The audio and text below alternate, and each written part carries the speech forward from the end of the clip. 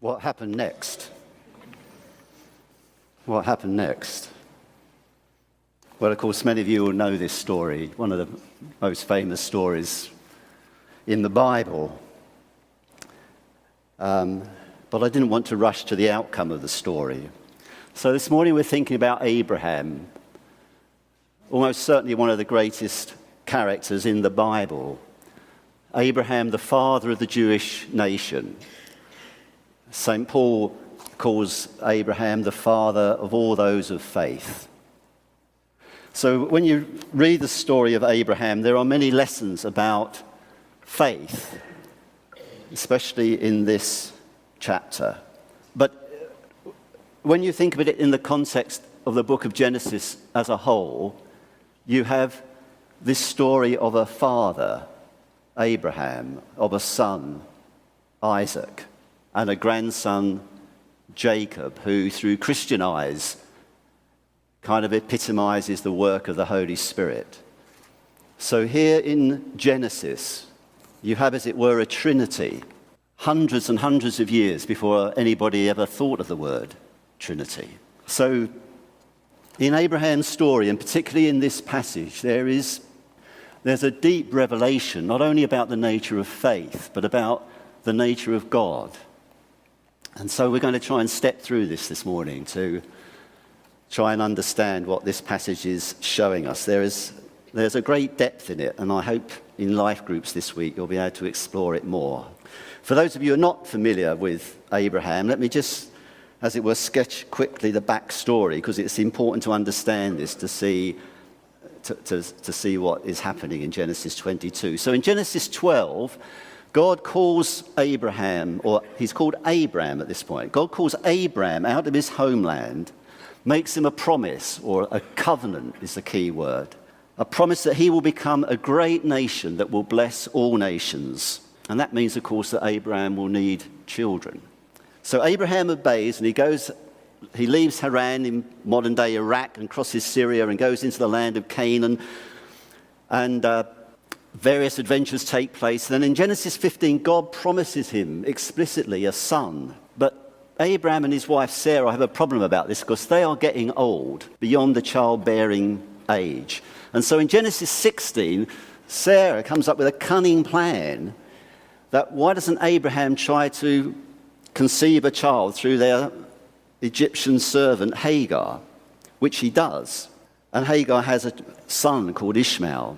But then in Genesis 17, God intervenes and says to Abraham that he and Sarah will have a son. And so the story unfolds in Genesis 21. Isaac is born. And Sarah says to Abraham, you need to send Ishmael away now because Isaac is the one through whom you will inherit the promises of God. So the story, which is really focuses on the offspring of Abraham, the promises through his offspring, is the setting for this story where God tests Abraham. I wonder how you feel about the idea of God testing you.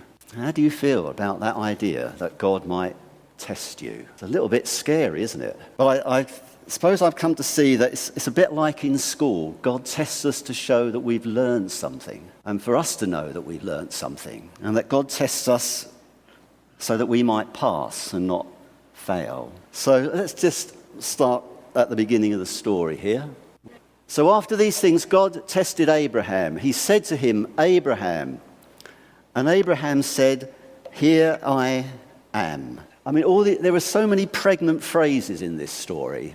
Just take this little phrase that Abraham says, here I am. In the whole of this story, these are the only words he says to God, here I am. A phrase that indicates readiness, receptivity, alertness, responsiveness. This is Abraham's faith towards God. This is his state of heart. He's there, he's listening, he's ready. But then you get to this extraordinary verse. The first verse in the Bible, by the way, that includes the word love, out of interest. And God says, take your son, your only son Isaac, whom you love. You know what's going to come next, don't you? But this these words here, I discovered that in the Hebrew, the word order is a bit different than in some of the English translations. And I realized the Hebrew word order brings out the kind of, to me, more of the depth, the pathos, the significance. Take your son, your only. The word son there isn't in the Greek, in the Hebrew there. Just take your son, your only one, the one whom you love, Isaac. Can you feel the depth of what is being communicated to him here? God isn't kind of playing this down, is it? You know, Isaac is the most precious thing in Abraham's life, really. And God is saying, take this one. Take this one. Take your son, your only son Isaac, whom you love, and go to the region of Moriah. Sacrifice him there as a burnt offering on one of the mountains I will tell you about. Here's again the thing. Do you know, I suppose you read this and you think, the land of Moriah, I haven't really heard of that. Where's that? Is that of any meaning in the story? Well, Moriah was later called by the Jews Zion. It was the place where Jerusalem was built. It was the place where the temple was built. And of course, it was a place where Jesus was crucified. You see what I mean about, as it were, the things running beneath the surface of this story from our modern understanding of it, post-New Testament. And then we have this word, sacrifice him there as a burnt offering on one of the mountains I will tell you about. Now this causes us some problems, doesn't it, really, from a modern perspective? I mean, how can God command Abraham to sacrifice his son? I mean, it just does not fit with our modern moral sensibilities, does it? So people like Richard Dawkins will say, what a savage God. What a savage Old Testament God that he could command such a thing. What a terrible thing that Abraham obeyed out of sheer fear. Well, is that a right way of understanding it? Like so often in the Old Testament, you have to think a little bit about the context before you rush into an interpretation. Because human sacrifice was, of course, not unknown in those days. We're talking 1800 BC. A common thing in the surrounding pagan cultures. And a human sacrifice, we may think of it as a murder, but they wouldn't even have thought of it as an execution, but as an offering of life to the gods. That's the pagan understanding of it. But here is the interesting thing. Nowhere else in the Old Testament does God ever require human sacrifice. In fact, he denounced it in the strongest possible terms. So to give you one example, this is Jeremiah 7, where God says of the other nations, they have built pagan shrines, and there they burn their sons and daughters in the fire.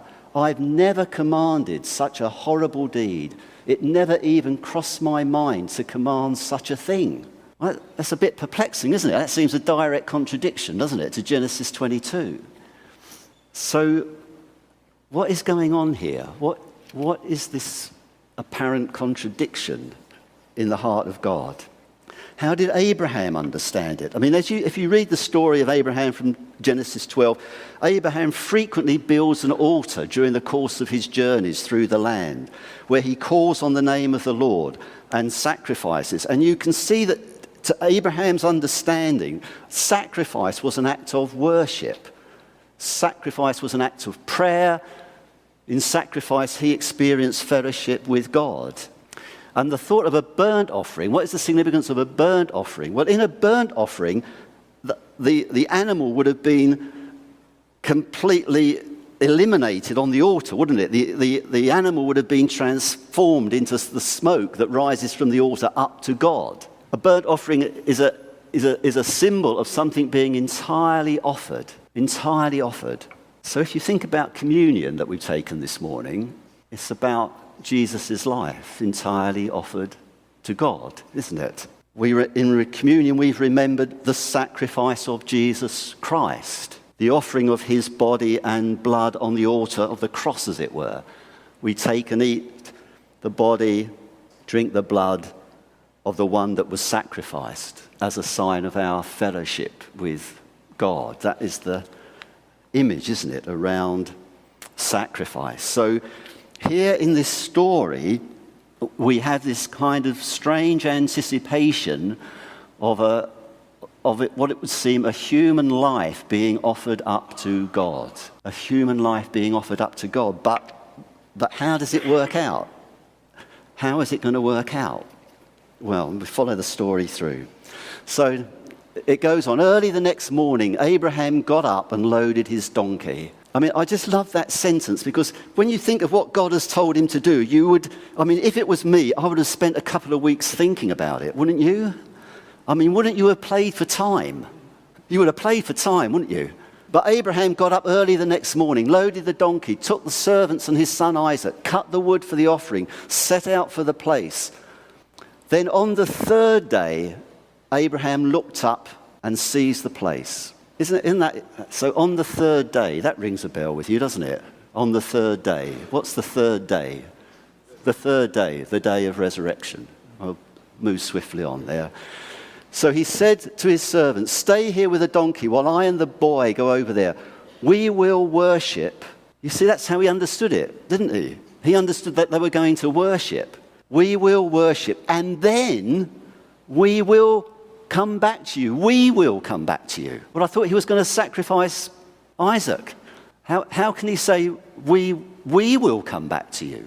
We will come back to you. Now, fortunately, the New Testament explains this to us in Hebrews 11. So let me just read these two verses. By faith, Abraham, when God tested him, offered Isaac as a sacrifice. He who had embraced the promises was about to sacrifice his one and only son, even though God had said to him, "It's through Isaac that your offspring will be reckoned." Abraham reasoned that God could even raise the dead. And so, in a manner of speaking, he did receive Isaac back from death. It's worth thinking about, isn't it? I mean, it's worth thinking about.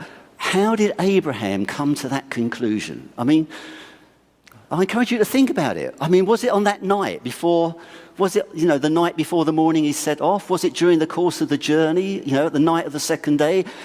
How did he, what went through his heart and mind? I mean, he believed in God, but I'm amazed in that last verse. It says, Abraham reasoned that God could raise the dead. I mean, it would have been so much easier if he'd had a revelation, wouldn't it? Or a vision, or a dream, or something like that. But isn't it interesting that Hebrews used he kind of worked out that with God all things are possible. With God all things must be. So God's asking me to do this impossible thing. He can't mean it in some way. Something extraordinary has to happen here to resolve this paradox, this contradiction. Oh, perhaps God could raise the dead. Perhaps even if I kill Isaac, God could raise the dead. The first intimation in the Bible that people might be raised from the dead. Here in Genesis 22 chapters into the Bible, this prophetic picture of resurrection of the Son, the resurrection of the Son.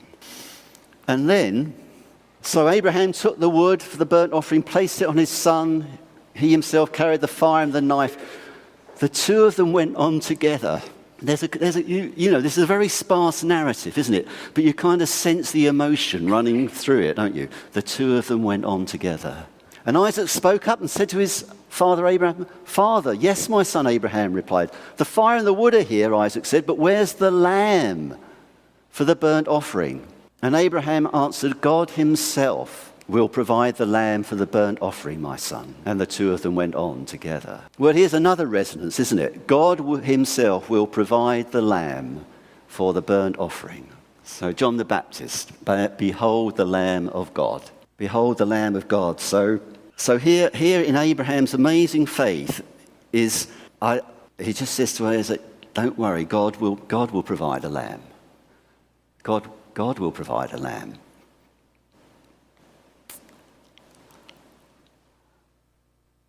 While I was preparing this, Sarah said to me, "Have you ever thought what must have been going through Isaac's mind during this story?" Yeah, we don't know, do we? But he had an implicit trust in his father. So let's get to the crisis point. So when they reached the place God had told him about, Abraham built the altar, arranged the wood on it, bound his son Isaac, laid him on the altar on top of the wood. Then he reached out his hand and took the knife to slay his son. But the angel of the Lord called out to him from heaven, Abraham, Abraham, here I am. That's that phrase again, isn't it? Second time he says it. Here I am. Do not lay a hand on the boy, he said. Do not do anything to him. Now I know that you fear God, because you have not withheld from me your son, your only son. God never intended, of course, Isaac to be killed by Abraham. And the purpose of the test wasn't for God to find out something he didn't already know, but to reveal the depth of Abraham's trust and obedience to himself, and indeed to the angels in heaven.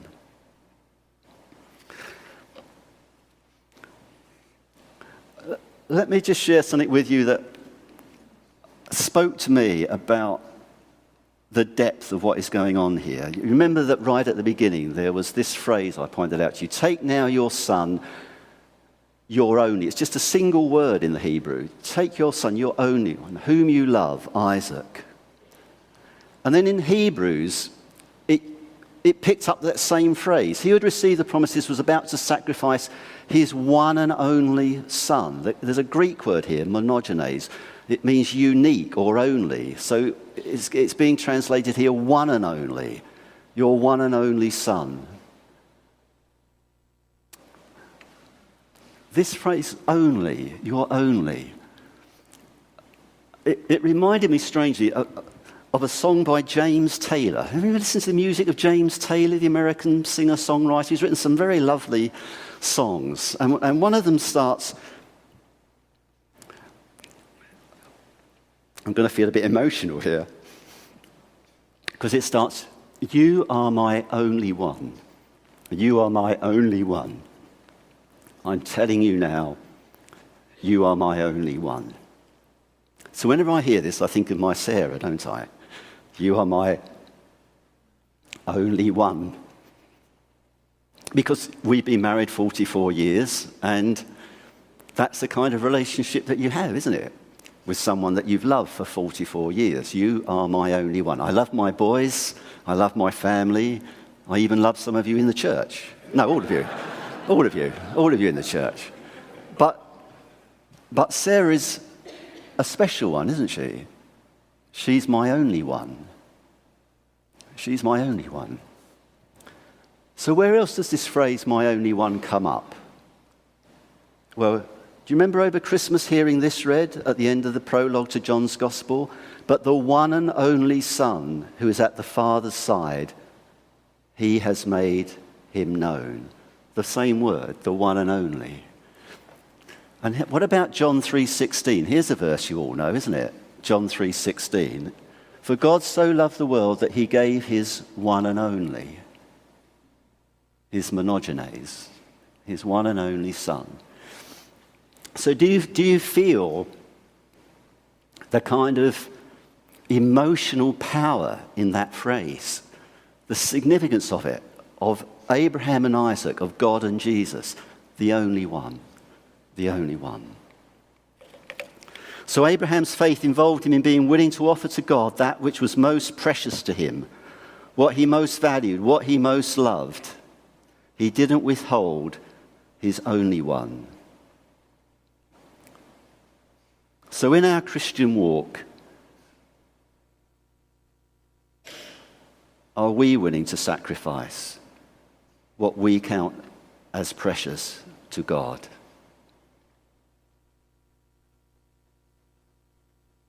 Sometimes in our Christian walk, that challenge comes to us. We can't predict or engineer it.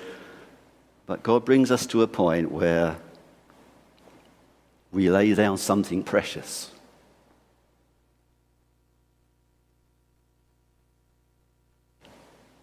And when you lay down something precious, it's so it opens a door for God to do something new and extraordinary in your life. That's what sacrifice does.